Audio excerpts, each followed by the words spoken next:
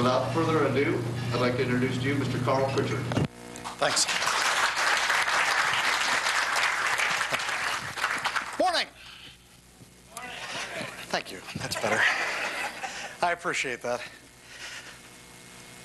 Get to talk today about risk. And I know a lot of you got the invitation to come down here and you said, oh, wow, breakfast. Very few of you are like, oh, wow, risk. What is it about risk that makes it so singularly unappetizing? What is it about risk that makes it so that we don't want to be involved with it? One of the big questions I've got is, what's wrong with risk management? What's wrong with risk management? Well, I'll tell you what's wrong with risk management. How many of you here have ever sat in a risk identification session? Okay, look at those hands, about half the room. And if you've sat in one of those sessions, you brought the whole team together, having a kumbaya moment. You get everybody in the room, and then you ask the big question. What's our number one risk? What are the things we should be most worried about? And people start talking. Well, there's tropical storms. There's floods, system crashes. We could lose resources. And eventually, after you go through this whole litany, you get down to that one point where it's, and someone could die. We always end up there, don't we? When it comes to risk management, it always gets down to, and someone could die. And that's, gee, that's unappealing. And it's kind of depressing because then when you're all done, you've got them all written up on the board. Okay, thanks a lot for coming. Bye. And it kind of drags the whole tone down. Nobody's really excited about it anymore because, well, they could die. We need to start changing the tone associated with risk management. And there are people who are looking at ways of doing that. The problem with risk management is it comes across as the big skull and crossbones.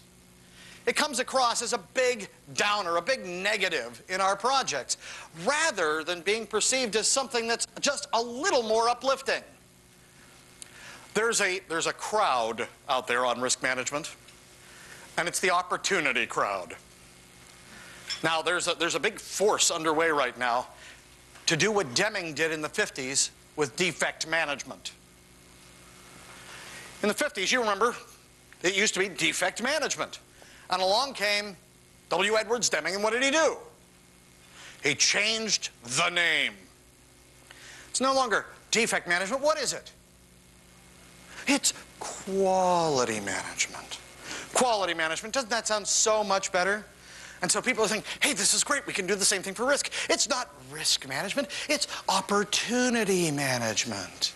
It's risk management. Sorry. It's still going to be risk management. No matter how we change the euphemisms, no matter how we change what we call it, it's still going to be risk management. But we can change the way people perceive what we are doing. We aren't just sitting around being perceived as the people who are running around in black robes and a scythe.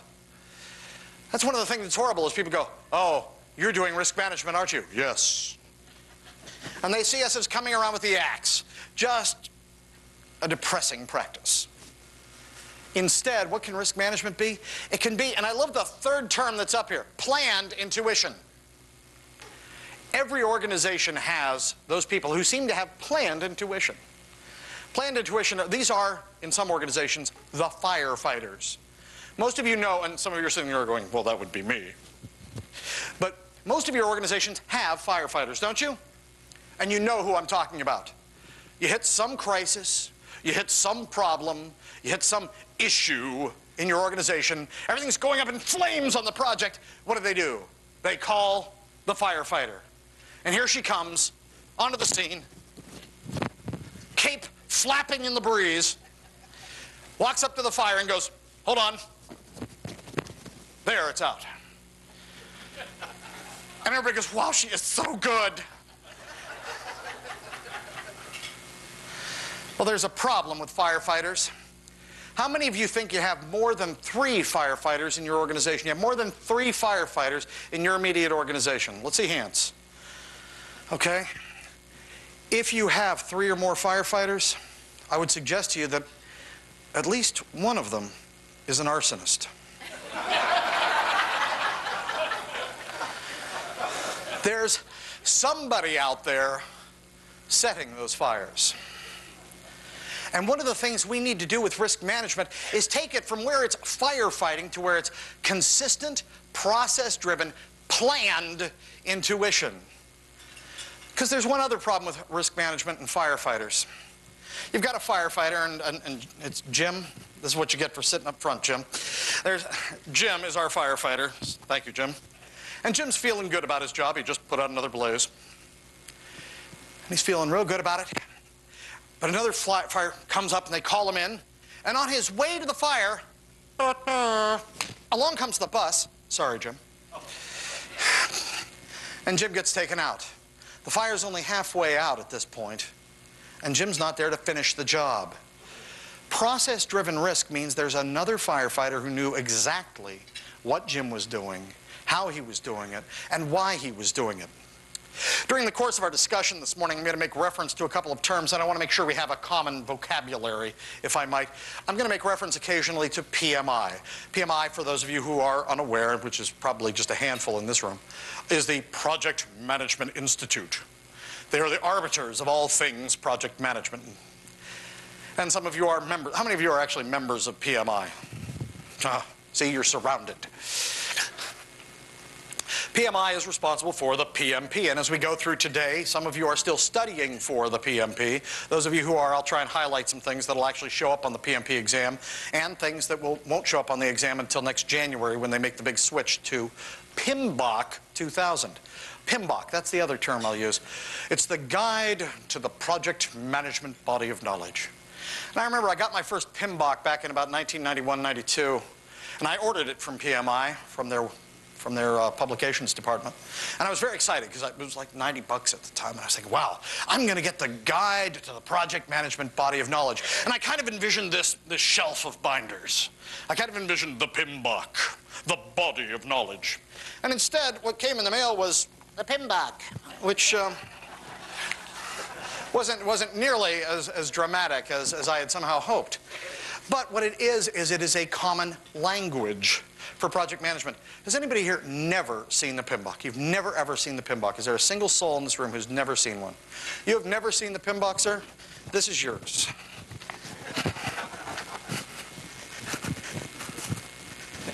No, thank you. Otherwise, this would have ruined a perfectly good piece of business. The PMBOK gives us a common language. It gives us a common understanding of what the terms are. And as we go through this, the processes we'll talk today are PMBOK compliant. They adhere to the PMBOK. They also adhere to practices recommended in ISO 10006. Oh, excuse me, Carl, I've heard of the PMBOK, but 10006? That is the project management ISO. No, we just got through 9,000. Who here is already ISO compliant, ISO 9000? Revere these people. That's an achievement. ISO 10006, though, is not a standard. It's just a guideline for project management. Just a guideline for project management. But what it does is it actually ties in very nicely with a lot of the stuff that's preached in the Guide to the Body of Knowledge. So risk management can be a variety of different things. And what we're going to do today is we're going to walk you through the basic 5 steps of risk management, and we're going to try and do so and show you that this doesn't have to be onerous. It doesn't have to be weighty. It doesn't have to be a big secondary layer on top of everything we're doing. That's the other big fear with risk management. Look, Carl, this is all well and good, but I'm a project manager and I don't have the free time it takes to do risk management. I would challenge you and say that the things we'll talk about today are things that you can apply, take back, and do, integrate with your other practices, and not add more than a few minutes to your other practices. and yet add incredible value along the way. We're going to deal with quick identification, honest qualification, creative strategy development, and that's part of this. This is your chance to exercise some creative energy. Quick, to the bat phone. And picking out the winners, and then archiving what we've actually done, sharing some lessons learned. And I'll talk about a way that you can actually accomplish sharing lessons learned, not just talk about it and kind of feel good about it. We'll talk about that right at the end of the day. I want to start with identification. The big thing with risk is every project is rife with risk. But we also have that big problem I identified up front. And that is Jim starts identifying risk, and other people start building on it. Dennis gets in on the act, Kathy, Mary Beth, Mary Ann, they all start getting in on it, and as it starts to cascade, what you start seeing to happen is people are getting down. They're getting depressed. Well, quick identification is something that you can do with your teams, and you can knock down in very short order and get an incredible volume of risks.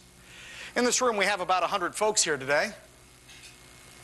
And right now, let's see, I've got about 10 past 9. By 9:20, we can generate easily 500 risks. 500 risks in this room for a single project. Who's got a project that everybody in this room could pretty readily understand? You're not working on the XYZ system for, you know, some bizarre thing. Just something that everybody in the room could pretty readily understand, the project objective that you have right now today, that you're working on your project, your real-world project. One of you is going to walk out of here with a lot of data. So, who has a project everybody in the room could pretty readily understand? Oh, come on. Nobody's life is that complex. What are you working on? I'm building web-based training. You're building web-based training. We should talk. Okay?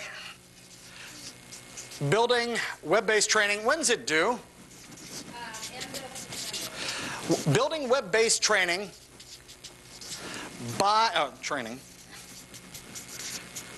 by September 30?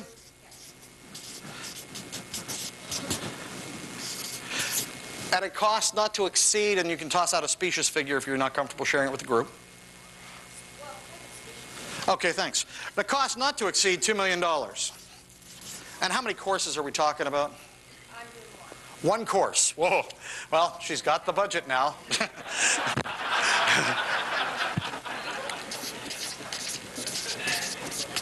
Okay, doing one web-based training course for $2 million. I want to work in your organization. Now, you'll notice at your tables, and this is kind of a staple, at least of my ESI classes and a lot of ESI classes, you'll notice at your table you've got these handsome Post-it notes. And before you rip them open, just a little trick, and that is, you'll notice that the 3M and Highland and all the other makers of yellow stickies have done us the courtesy of making that little strip to open them. They made it clear. And I honestly, I've never figured that out. It's one of those things where you sit there and you're, particularly in front of a group, those of you who've done facilitation know what I'm talking about. You stand in front of a group going, and you fight with the things. Just a little trick for those of you, a little presenter's trick. Just take it, fold it like that, and you'll hear a little clicking sound. Oh, and you dearly love that because then they just rip open nice and easy. Yeah, don't try this at home. This man's a professional. So you have now, what I'd like each of you to do, I'd like each of you just to take 5 stickies. Just 5 stickies. Just take 5.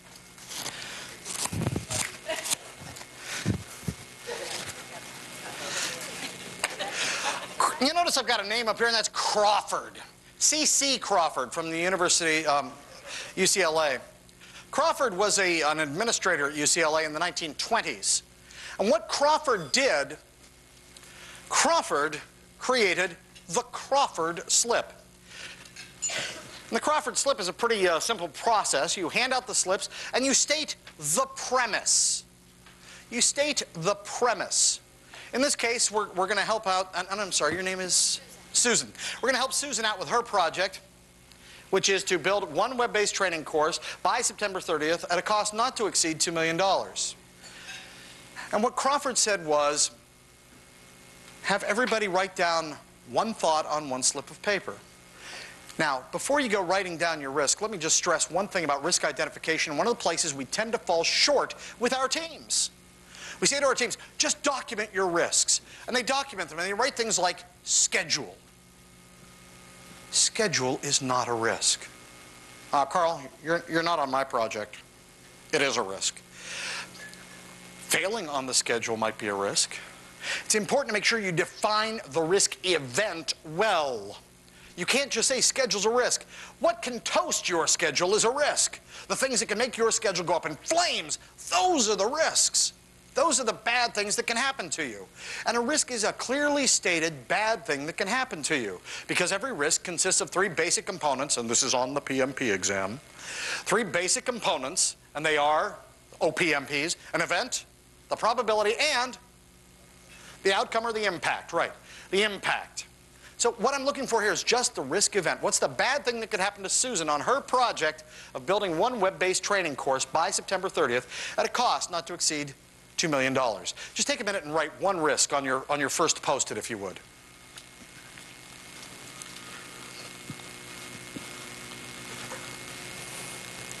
This is an opportunity to indulge your negative fantasies. It's an opportunity to get a sense of, here are the bad things I think could happen. We're no longer wed just to Jim's ideas or to Ellen's ideas. We get to share our own thoughts. Allowing 1 minute. Crawford thought a full minute should be allowed because some people will write these nice short ones. I noticed as soon as I stated the question, some of you jotted down a few words, head was back up real quick. For others, however, you're still scribbling. It was the best of times. It was the worst of times. That's okay. Crawford wanted to make sure you had time to write yours down too. Set that post-it aside if you would. Just set it off to the side. On your second post-it, I'd like you to document a different risk associated with Susan's project, which is to build one web-based training course by September 30th at a cost not to exceed $2 million. A different risk. Document a different risk on your second post-it. Crawford felt the clean slate was an important element of this. You need to be looking at a fresh piece of paper. And you might think, well, Crawford was kind of carried away. Yeah, he wrote the Crawford slip, his first paper on it, in 1926. He wrote his last paper on it, he co-authored it, in 1986. He milked this for 60 years. So if you're looking for the alternative career to project management, it is sociologist. Now you have your second post-it. Set that one aside. On your third post-it, I'd like you to document a third risk associated with Susan's project, which is to build one web-based training course by September 30th at a cost not to exceed $2 million. Now on the first two, some of you were on a tear. Yeah, no problem. You get down to that third one, though, and some of you now are crawling into the attics of your mind. You're into the recesses. You're back in the alcoves. You're thinking bizarre and dingy things. That's exactly where you need to be. You need to be investigating those key components. You need to be looking in the places you haven't looked before. Also, on the first two, there was a lot of commonality at your table, I'm sure. By the time you're down to the third one, you're into some pretty bizarre stuff. And that's what you want to do here. If you'd set that post-it aside, and on your fourth post-it, document yet one more risk associated with Susan's project, which is to build one web-based training course by September 30th at a cost not to exceed $2 million. Note, too, that I keep repeating the question in exactly the same way. That's part of what Crawford thought was important. He thought it was important to make sure you kept people focused on what it is they're doing. Now, if you want to expand this as you're doing it with your team members, rather than asking the question this way, ask them, for the tasks on which you're working, what are the risks? Or ask them the question, for this phase of the project, what are the risks? Or for our customer relationships, what are the risks? If you have some key risk areas that are perennial in your organization, then take advantage of them. Work them. And on your fifth and final post-it, now for some of you it's like, oh, I'm going to kill him. One more of these things? Yeah. Fifth and final post-it, one more risk associated with Susan's project, which is to build one web-based training course by September 30th at a cost not to exceed $2 million. For one, you're down to the depths. For two, Crawford suggested originally in his original papers on this that you always do a minimum of 10 cycles through this. I can tell you from personal experience with clients, if you go more than 7, you have anarchy on your hands. So 5 is generally a reasonable threshold of pain. But notice something else. You were able to document 5 of the worst things you could think of associated with Susan's project without dragging everyone down around you, without deploying your negative fantasies on them. And also, in a good brainstorm, what often happens? We start doing a brainstorm. Kathy, what's your thought on this? Okay, thank you. Kathy, anybody else? What else do we have? Okay, good. Another risk? Kathy, okay, thank you very much. Anybody else? Anybody else at all? Okay, any other risks? Oh, Kathy, okay, fine, fine. Anyone else? Anyone else at all? Oh, Kathy, okay. And we always have that one person who just, frankly, won't shut up. But then in the back of the room, you also have that one person who will say nothing. That person who's sitting there going, if I say nothing, this will all end sooner. And you often are that person. By virtue of the Crawford slip, I've extracted your thoughts. I've got your ideas. And if I could just, this is a full table, so let me steal your Post-its if I might. Let me just pilfer them if I could. Thanks. Oh, they wrote some very handsome risks. There's some nice definition going on here. Now, keep in mind, we have about 100 people in this room. And by virtue of this process, it is now, let me check the clock, about 9:18, 9:19. We have over 500 documented risks. Listen to some of these. The training objectives could change. Sounds pretty real to me. Application that you provide. Oh, application in which you provide the training changes. Web developers aren't available. We're not measuring knowledge transferred or acquired on the training. There will be poor usability and appeal on the training materials. Changing requirements, both SME and or receiving organization. Now, how many of you have extensive training, courseware development experience at that table? 3. 3 out of 8 at that table. And yet, listen to some of these. I mean, these are not all from those training people. Unexpected negative testing results cause rework. These are beautiful things. And if you take the whole pile out of the entire room, what do we have? We have a mountain of risks identified. And do we have people leaving this meeting going, wow, we cataloged 500 risks. I feel so much better. No, we haven't taken the tone of the team down. We haven't dragged everybody down. We've kept everybody energized at the same time. It's a nice process. And the beauty of Crawford is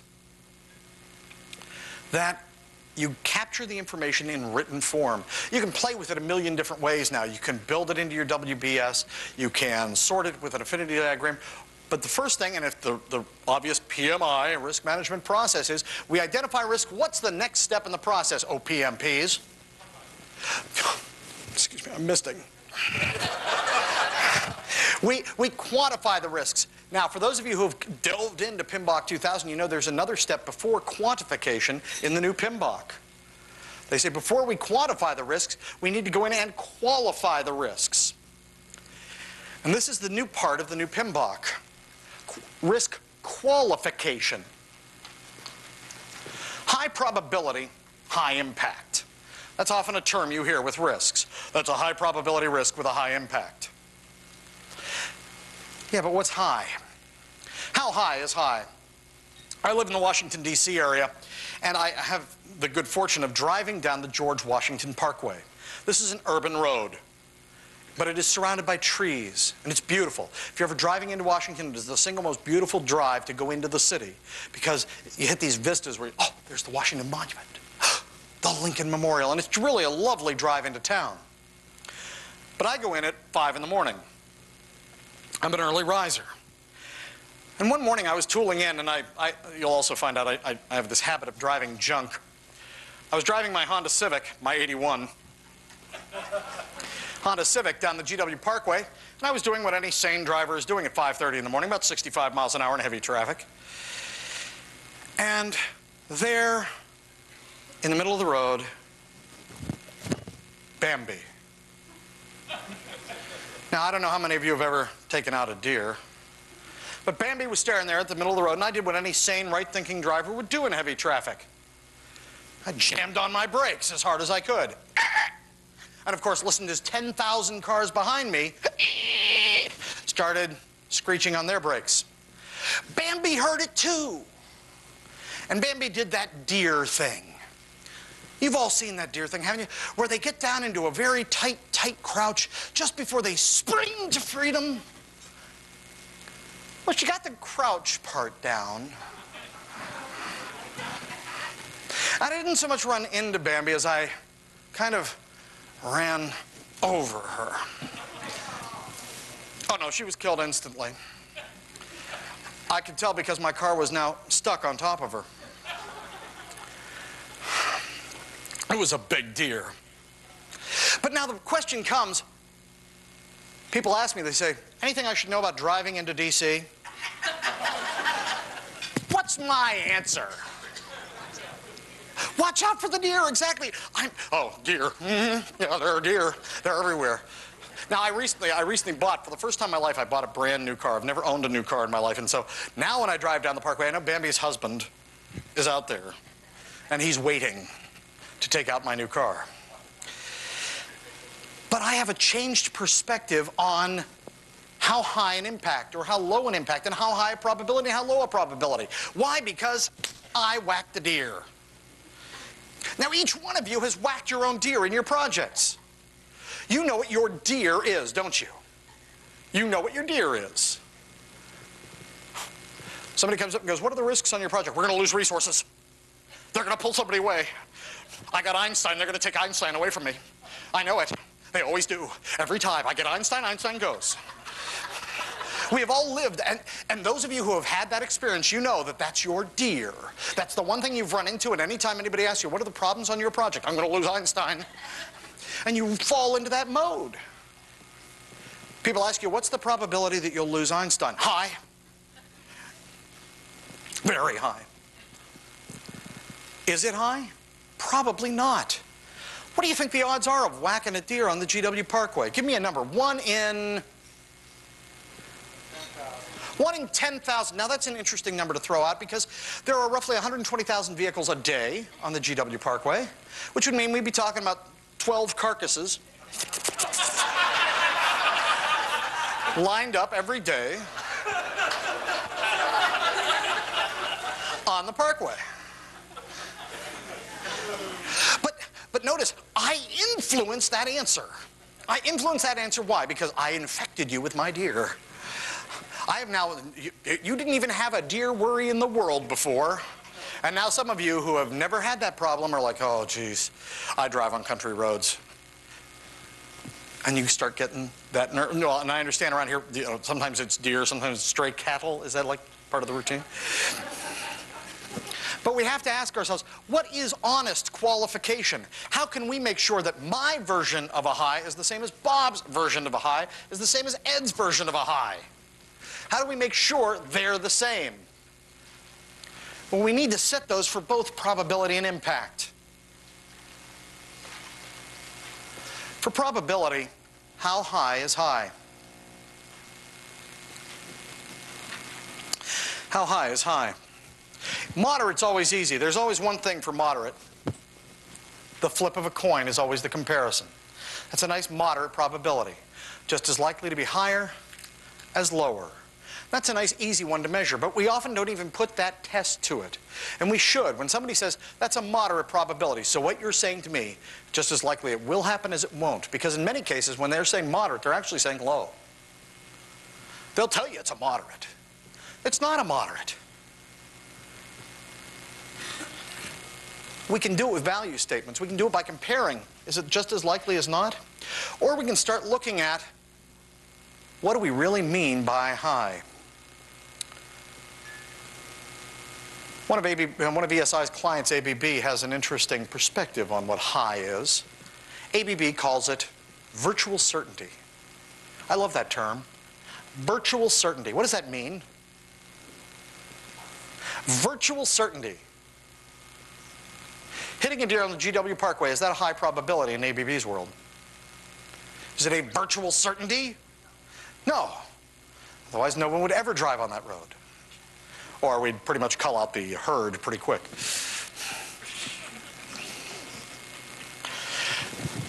Virtual certainty means it's a lock, doesn't it? When you hear those terms, that has meaning to you, doesn't it? Virtual certainty means it's almost a guarantee. Low probability. Their term for that is distinct possibility. I love that one too. Distinct possibility. Don't you like that? Distinct possibility. That means it could happen, but for some of you that's higher than what you thought of low as. You have different perspectives on what low is. And the trick is, Jim's version of low is not the same as Kathy's version of low, is not the same as Ellen's version of low. It's not the same as Susan's version of low. We need to get our team members on the same page as to what high is, what low is, and when they say medium, do they really mean a medium probability? Then we get down to impact. How many of you could handle a $50,000 cost hit to your project today? A phone call comes in, somebody beeps you while you're in this meeting, you step out for a second, and the phone call is somebody saying, oh my gosh, we got a big problem. It's going to cost us an extra $50,000 that we hadn't anticipated. For how many of you is that a very big deal? You've got to go back and do some serious recovery, and you're going to have to be massaging management, explaining, oh, I'm sorry, I've tried hard. I've tried harder at this than anything I've done in my entire life. You know, for how many of you is that going to be the concern? At $50,000, for how many of you are you going to be doing some serious management massaging? Okay, now about 5 hands went up. For how many of you is that not really a concern at all? You're going to make an administrative note of it. Now, let's see those hands. Okay, I'm sorry, your name again is? Jim. Perfect. We've got Jim here. And Jim is one of those people for whom $50,000 is kind of, well, you know, not that big a deal. He'll take notes of it, and he'll make sure that it's calculated in variance and so forth. But it's not that big a deal. Who said it was a showstopper over here? Your name is? Virginia. Now, Virginia said it's a showstopper. Jim just got transferred. He got transferred to Virginia's organization. Virginia's checking in on him saying, Jim, everything okay? Fine, no problems. Everything's under control. She comes in a couple weeks later. Jim, I've been hearing we have some minor cost overruns. Is there a problem that I should know about? No, nothing. Don't worry about it. And she keeps working with Jim, and finally she looks into the books, and she comes in and she goes, Jim, I couldn't help but notice that there seems to be a $50,000 price tag on this that we weren't expecting. Well, yeah, but it's not a big deal. Virginia, meanwhile, is she's having apoplexy, and Jim can't figure out why she's so freaked out over the whole thing. We have team members do this to us all the time. We say to them, excuse me, why didn't you tell me about this? I didn't think it was a problem. Excuse me, just so you know, for future reference, it's a problem!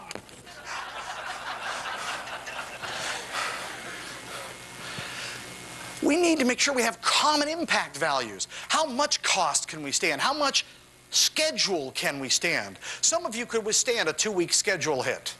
Some of you, 2 weeks from right now, if you did no work for 2 weeks, it would be the end of life as you know it. And you better communicate that to your team on day 1 and set the qualification thresholds, or you're going to have a disconnect with at least one team member. You're going to have that one team member who just isn't in the loop.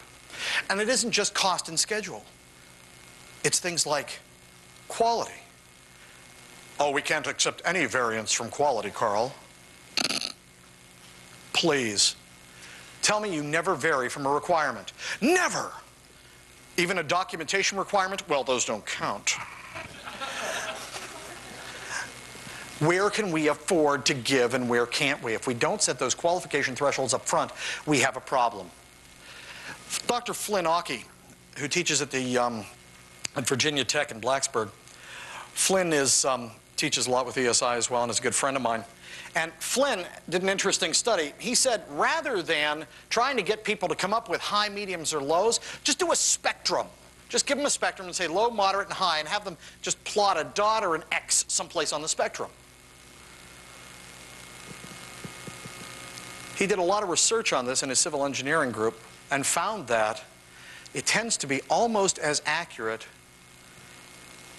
as hard numbers running Monte Carlo analyses if you set what is a low, what is a moderate, and what's a high up front.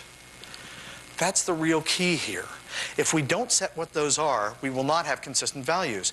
And you'll have those people who become the Chicken Littles of your organization. The ones who come in and tell you the sky is falling and you can't figure out why are they always so paranoid. It's because they're living in Virginia's world, where $50,000 is a big deal. And they are used to living in Jim's world. If we're going to set these, we need to make sure that we have some clear statements. It's severe as, it's as likely as, once a whatever. We need to have common values. And don't rely on sheer numbers, because numbers don't tell the whole story. What are the odds of you being hit by lightning? What are the odds? The odds of you being hit by lightning. Zzzt. That's always the risk one they always use. Zap. What are the odds? 1 in 3,000. No, hold it. Now you laugh, but that's in the range. Somebody else got another number? 1 in 14 million, actually, and that's on one of the websites. There are no less than 35 websites that explore this issue, and that is proof that I have too much time on my hands. And there are all these websites, and they go from 1 in 18 million, and actually one of them is 1 in 14 million, and they go all the way down to 1 in 400. Wow. 1 in 400. What does it take to be part of that elite group? What does it take to be part of that 1 in 400 chance of being zapped by lightning? Ah, who said play golf? Who was that? Ah, thank you. Here, $1 for your thoughts. There you go. That's part of the story later on. But playing golf, where do they play golf, though? Yeah, as a matter of fact, in the Tampa area. Tampa Bay golfers who golf in the rain have a 1 in 400 chance of being struck by lightning, according to this website, which I find compelling, because what made that different from the 1 in 14 million we got back there? We defined the environment. We defined what we were talking about. It's not just a matter of setting down these terms. It's also defining what is the environment in which these risks will occur. Because, now, you're a Florida golfer. You used to live in Tampa, and you golfed in the rain. Oh, a lot of lightning. You can see how that increases our level of risk. And we need to look not just at these issues, but also at the environmental issues. We need to make sure they're all in our hands. Once we have those risks in hand, we need to start setting down our strategies. We identify, we qualify, we quantify, and then we develop strategies. We try and come up with strategies. And there's a little game I like to play here, and it's, first off, it's threefer, and that is coming up with 3 strategies for every risk. Coming up with 3 strategies for every risk, every critical risk, every high probability, high impact risk. I also suggest that we walk on the wild side. And when I say the wild side, I mean come up with something inventive. Come up with something creative. Don't rely on the same old stuff. There's a phrase we use, and it's don't rule out the absurd. Project manager working for an organization that makes power systems was responsible for building a transmission distribution line project in Ghana. That was his job. He went to his management after doing his analysis of his risks, his high probability, high impact risks. And he said something that many of us as project managers have often wanted to turn to our management and say. He said, you know, I need helicopters. Haven't you at one time or another in your career thought it would be very cool to have a helicopter? Maybe it's a guy thing, I don't know. But he wanted helicopters, and you can imagine what happened with his management. You want what? Helicopters. And he explained that he needed from the supply risks, he needed from this whole host of risks. Fortunately, in their organization, they grant their project managers an enormous amount of latitude. and they gave him his helicopters. But he became the laughing stock of the organization. Think about the person in your organization who can schmooze well enough to go into management and say, hey, by the way, I do need some helicopters. And actually get them to let him lease them. Now, his name was Anders. You can imagine Anders, the helicopter guy. Something interesting happened, though. They had been in the project in Ghana for 4 months. They had about $3 or $4 million worth of equipment on the ground, in addition to the helicopters. And one night, his local aide came to his cabin door and knocked. Said, hey, Anders, you better get yourself and your folks out of here. He said, why? He said, rebels coming over the hill. Anders packed up his team and went back home. They never finished the project. They left millions of dollars in equipment and goods on the ground in Ghana. Was that project a success? Well, let me rephrase that. Was that project manager a success? Oh, what happened to Anders? Now remember, Anders, the laughing stock, became what? Oh, Anders! Oh, how can we serve you today? He retired from his organization 2 years ago as the risk guru. He wrote their risk policies. People came to his office for an audience on risk. That was his life at that point. Why? Because he was willing to do something that was pretty crazy, that everybody else thought was insane. He saw that risk. Management refused to even acknowledge that there was a civil unrest threat in Ghana. They refused to even acknowledge that. And he put his career on the line, and it paid off big time. But to do that, he had to look at a variety of different strategies. Some reads, some suggestions in terms of books, some decent reads on risk are up here. Another one you might want to look at in terms of risk culture is the Challenger Launch Decision by Diane Vaughan. The Challenger Launch Decision by Diane Vaughan is a great read on risk culture and getting organizations to overcome their willingness to look at certain risks just because of their own blindness to Bambi. Trying to pick the right risk strategies, though, is often the kicker. And what I'd like to do is I'd like to take just a second and look at some of the risks associated with driving around Houston. What can go wrong driving around Houston? What about 18-wheelers in and of themselves are not a risk? What's the real risk event? What's the bad thing that could happen to us, Jim? Oh, okay. 18-wheeler jackknife. What else can go wrong? Flooding. Yeah. Now, wait a minute. Does it flood all the time around here? Oh, now listen to it. And you can see Bambi, can't you? I mean, this is something that doesn't happen all the time, but this week it's like, oh yeah, Allison, 12 inches in my basement. Yeah, I'm there. So, flooding. I know no one has a basement. Yeah, you don't even need a basement to have flooding at this point. What? Yes. Construction delays. Oh, perfect. Road rage. And that's good enough. We'll just stop there. Road rage. Now, there are 4 rather disparate risks. Oh, and let me throw one at the bottom here. Deer. Now, first off, let's deal with mine first. Let's get it off the table. How do you avoid deer? How can you minimize the probability of that risk occurring? Drive slow. Now, let's take a look at this. Drive slow, she said. Driving slow. What's that going to do about the 18-wheel jackknife? Is that going to help us or hurt us? It's going to help us for driving slowly? Oh, look, it's up there happening. It's not really going to have any impact. It's going to help us with the flooding. How? Keeps my car from flooding. I'll give that a dotted plus sign there. I'm not going to give it a full dark. Construction, does it help us there? Not really. Does it help us or hurt us with road rage? This is a big minus, isn't it? drive slow. Get out of the left lane. But it does help us with the whole deer thing. What else can we do? Buy a Hummer.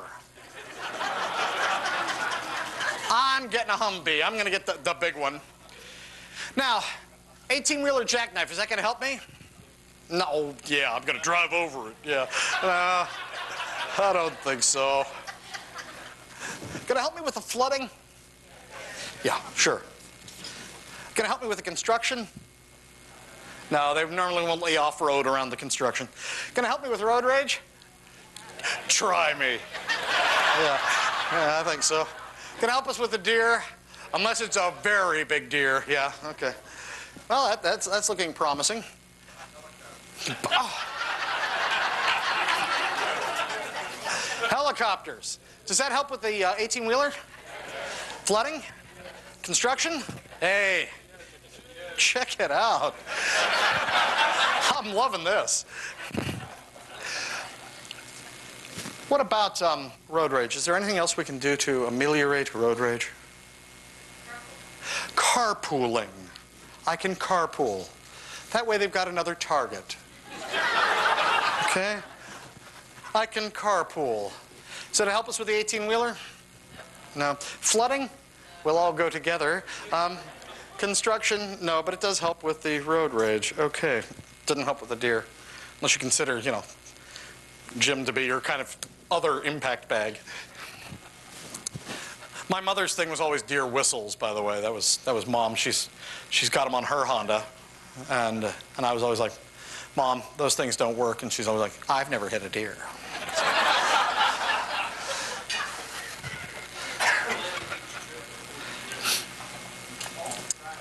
Alternate route, okay, alternate route. Help us with the 18-wheeler? Yep. Help us with the flooding? Yep. Drive the high roads? Construction? Yes. Road rage? As long as they're not on that road, okay. Make a dotted line there. And it might, great, the deer, they haven't found this road. Just so you know, they've found them all. Let me try one other one. Telecommuting. Help us with the 18-wheeler? Flooding? Depends on where you live.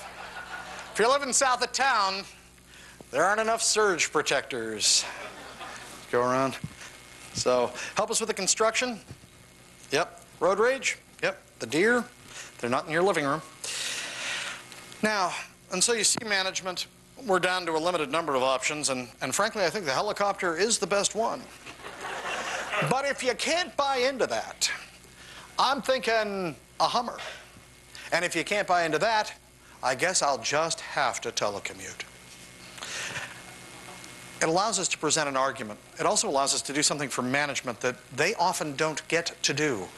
What does management love to do? What is your management? What do we as managers love to do? We like to mitigate risk. It's a lovely answer.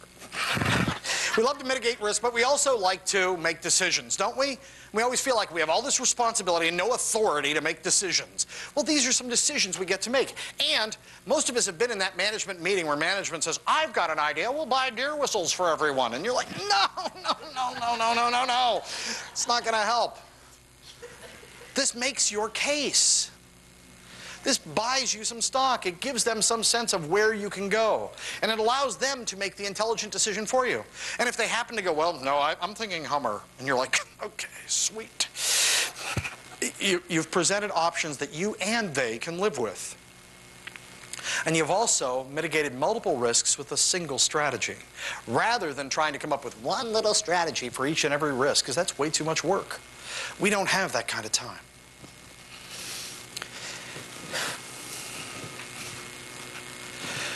Creating the archive. How many of you here use a tool besides Microsoft Project? Besides Microsoft Project. What are you using? Just to check. Okay, Niku or ABT Workbench, okay. Primavera. By the way, that requires somebody real and full-time working that stuff. That's a good thing, though. Okay, and how many of you are using Project 98 or 2000? Let's see hands there. Okay, most of you. This can be done in Niku and in Primavera, just so you know, but this is, the example here is out of Microsoft Project simply because it tends to be the tool of choice. The reason I bring this up is because most of us do some kind of lessons learned at the end of a project. We all get the team together, or we send out an email and we say we'd like to capture some lessons learned. And people document them and they write things like, keep good documentation. If you ever write that as a lesson learned from this point forward, I will hunt you down in your sleep. That is like the world's most useless lesson learned. Lessons learned are where we're actually transferring knowledge across the organization. It's where we're actually sharing information, where we're sharing what we did and what we accomplished and what we learned. And as you look at this, you can, in your tools, in your software packages, be they Workbench or Project or Primavera, you can use text fields. They have a pile of them. They have a whole raft of text fields. And they also have numbers fields as well that you can use to capture and catalog this information. This is the first thing I ever do when I go in on a consulting gig is to create a risk table in their global MPT files. I go in and do that. I do that because what it does is it adds value right away. Notice the fields. We give them the name of the task, and then the risk event, the probability, the impact, the strategy we came up with, and the owner. And then we can catalog things within the work breakdown structure and store them in the same project file. They're not being stored someplace else. Carl, that's fine. I understand why you do that, because it's a nice place to keep things. But how does that work towards transferring knowledge? I'm not getting that part. Now, I wrote the book. You'll find out I write all the exciting books. I wrote Risk Management. I wrote How to Build a Work Breakdown Structure.